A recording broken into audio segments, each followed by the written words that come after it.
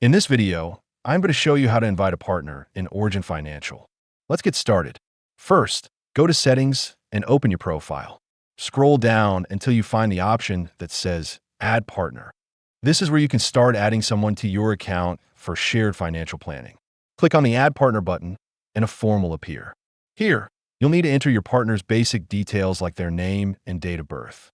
You'll also see optional fields such as annual gross income and tax filing status, which you can fill in if you want more accurate financial insights and planning. Next, choose a color for your partner and a personal color for yourself. This helps visually separate and organize data between both users inside the app. Once everything is filled out, click Save. Your partner will then be registered in your account, and you'll be able to start tracking and planning finances together.